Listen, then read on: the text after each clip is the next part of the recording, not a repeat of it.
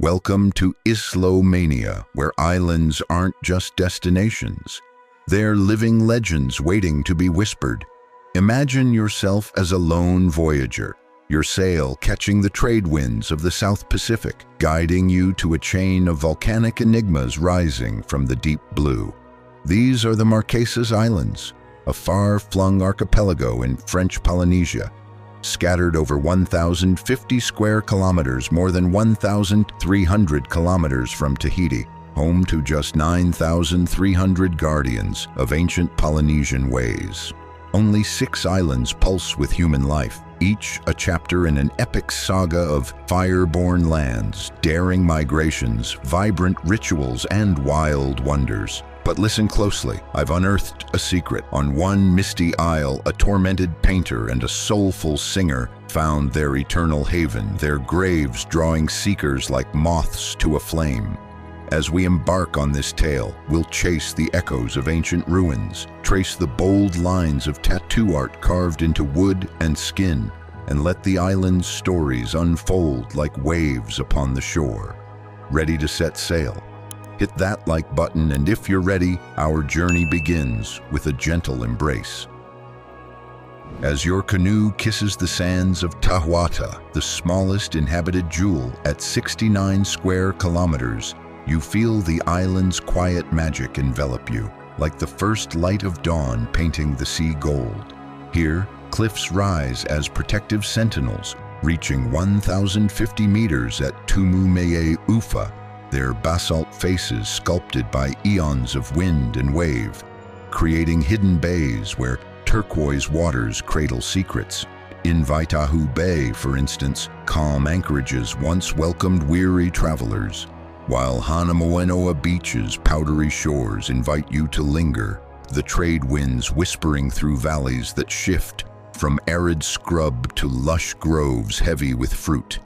But Tahuata's story deepens with the stars that guided its first people, Polynesian navigators arriving around 100 to 300 AD in outrigger canoes from Samoa, their voyages etched in oral lore.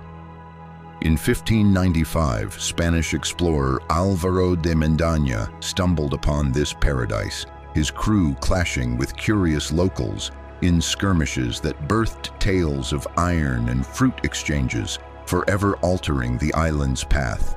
Whalers and missionaries followed, weaving European threads into the fabric. Picture French priests in the 1800s erecting churches over sacred marae, blending hymns with ancient chants as in Vaitahu, where rusted anchors still guard the harbor like relics of those turbulent unions.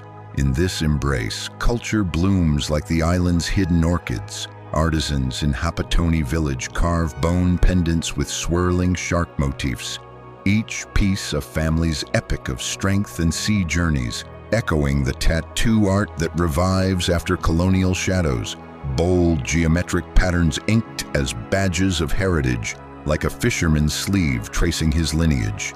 Petroglyphs at Hanahavane dance across rocks, figures entwined with ocean beasts, remnants of rituals where woodcut tools pressed designs into bark, honoring gods in every curve. Yet life here thrives in isolation's cradle. Green sea turtles glide through coral bays, their ancient migrations a silent ballet, while endemic snails with shimmering shells cling to misty forests, and Marquesan swiftlets dart from cliffs, their nests once prized in rituals. Rays shadow the shallows, but rats lurk as invaders, testing this delicate harmony. Sailing southeast, Hiva Oa's 327 square kilometers unfold like a lush Eden, its Atuona Bay cradling voyagers, while Temetu's 1,213-meter peak pierces clouds, and Taua Valley's mango groves and noni fruits promise healing under emerald canopies. This garden's heart pulses with ancient alliances and outsider dreams. Polynesians settled early, their tribal bonds forged in fire until Mendaña's 1595 gaze. Then came Paul Gauguin in 1901, fleeing Europe's confines at 53, seeking primal truth in Hiva Oa's raw beauty. He built the House of Pleasure in Tahuata, a wooden haven where he painted vibrant works like riders on the beach, capturing island women in luminous hues, though syphilis and conflicts with colonial authorities shadowed his days, leading to his death in 1903 at 54. Decades later, in 1975, Jacques Brel, the Belgian singer of soul-stirring chansons like Ne me quitte pas, arrived at 46, escaping fame's weight. He lived simply in Tahuata, sailing his yacht Ascoi II, and flying a small plane to aid locals, his health fading from lung cancer until his 1978 passing.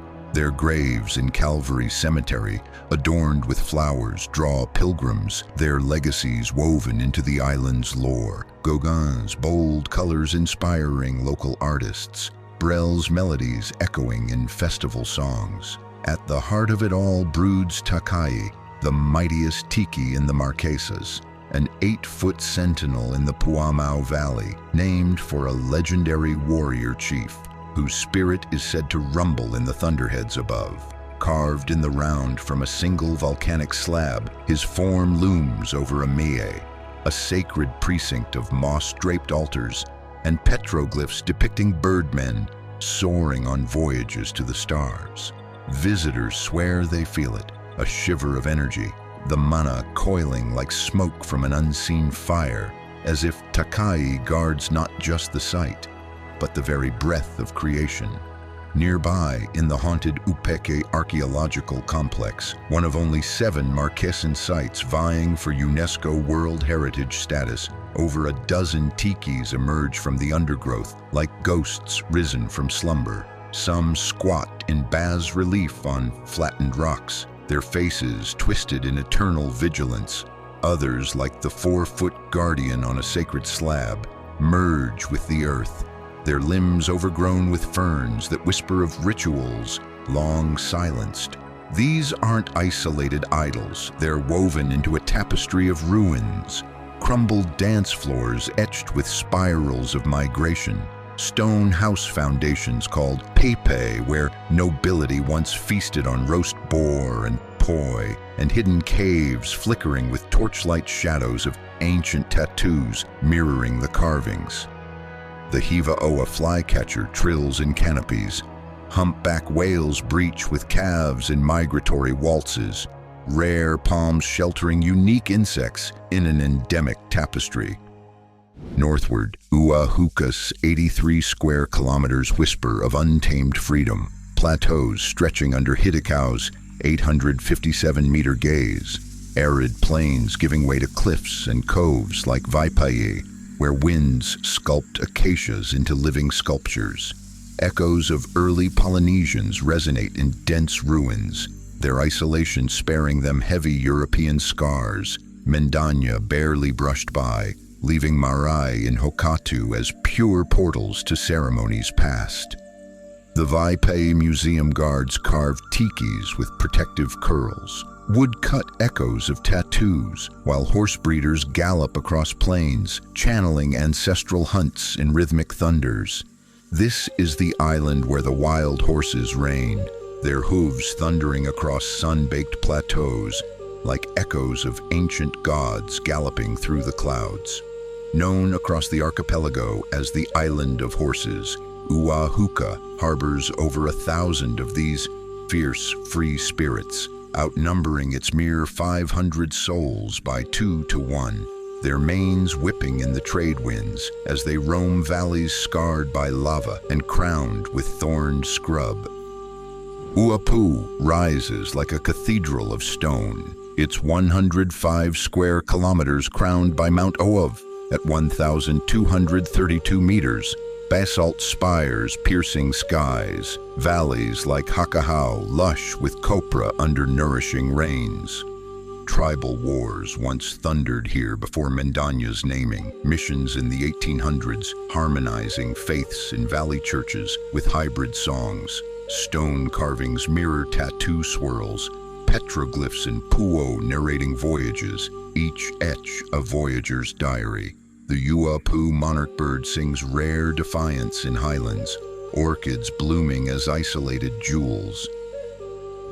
The largest canvas, Nuku Hiva's 339 square kilometers, weaves Mount Tekau's 1,224-meter heights with Taipavai's waterfalls and western desert's stark beauty.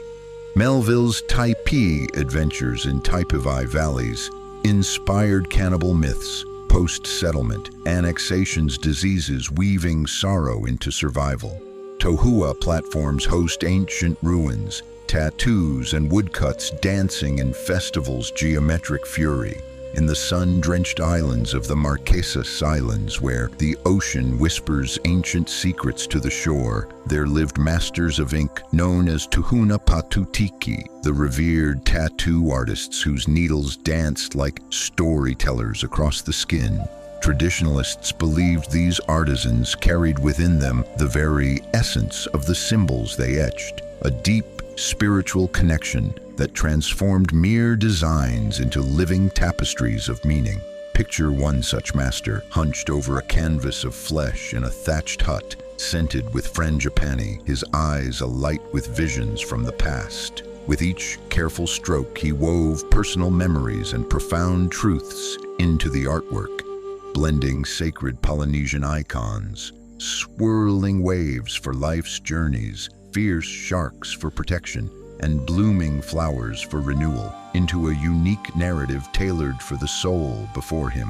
Word of his creation spread like trade winds through the villages, earning him a place of honor in the community. And for those wanderers who sought his craft, it became more than just a mark. It was, as I'd whisper with a grin, the ultimate souvenir, a piece of Marquesas Islands' heart carried home forever. Ultramarine lorikeets jewel the skies, manta rays dance in bays. Fatu Hiva, 84 square kilometers, veils the Bay of Virgins with cliffs and waterfalls, a romantic finale at 960 meters. Heyerdahl pondered origins here amid late settlements, oral histories flowing like rivers. Tapa cloth bears woodcut tattoos, villages like Hanavav pulsing with dances. The Fatu Hiva monarch reigns in isolated flora's whisper. As our Marquesas epic fades, these chapters remind us, islands are storytellers eternal. Thanks for voyaging with Islomania. Subscribe, share your favorite chapter below. Aloha from the waves.